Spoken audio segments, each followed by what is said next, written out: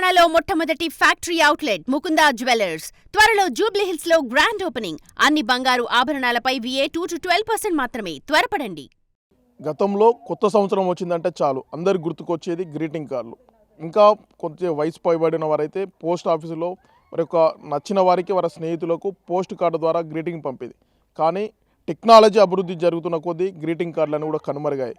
కానీ జిల్లాలోని రంగాపురం గ్రామంలో చూసుకోవచ్చు విజువల్లో పిల్లలంతా కూడా అక్కడ సంబంధించిన యువకులంతా గ్రీటింగ్ కార్డు యొక్క సంస్కృతిని భవిష్యత్ తరాలకు అందించాలి. గ్రీటింగ్ కార్డుతోనే ఒక వ్యక్తి మధ్య స్నేహభావం పెరుగుతుంది. దీంతో పాటుగా వ్యక్తికి ఇతరుల మధ్య ఎంతో అవినాభావ సంబంధం కూడా ఏర్పడుతుంది.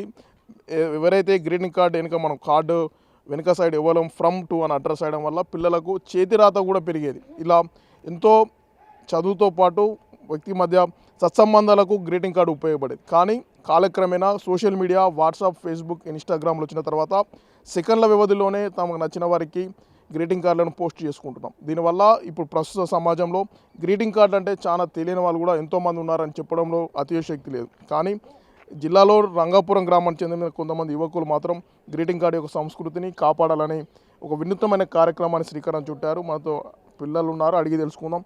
ఏం పేరు నీ పేరు? ఈశాన్. గ్రీటింగ్ కార్డు ఎవరికి వేసినావు? మా ఫ్రెండ్స్కి.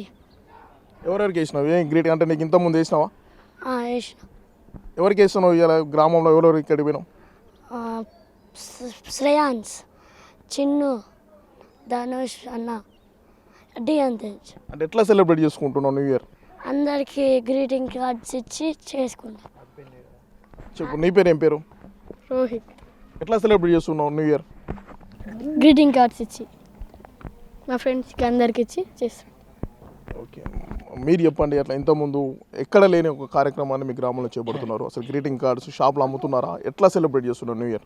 మా చిన్ననాటి స్కూల్ జ్ఞాపకాలు గుర్తు చేసుకుంటూ ఈరోజు మా విలేజ్లో మా గల్లీ పిల్లలకి గ్రీటింగ్ కార్డులు మా దగ్గర ఉన్నాయి. పాతవి వెతుకులాడుకొచ్చి తీసుకొచ్చి ఇచ్చి మా పిల్లలతోటి గ్రీటింగ్ కార్డ్స్ వేపించడం జరుగుతుంది.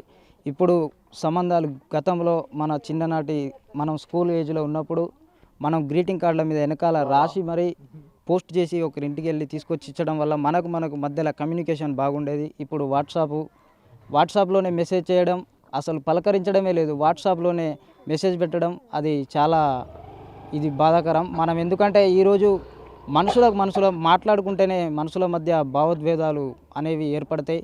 మనం మాట్లాడుకోకుండా ఖాళీ ఫోన్లోనే పొద్దుగా లేవగానే ఫోన్లో మెసేజ్ హ్యాపీ న్యూ ఇయర్ అని మెసేజ్ చేయడం వల్ల మనకు ఎలాంటి సంబంధాలు లేకుండా పోతున్నాయి.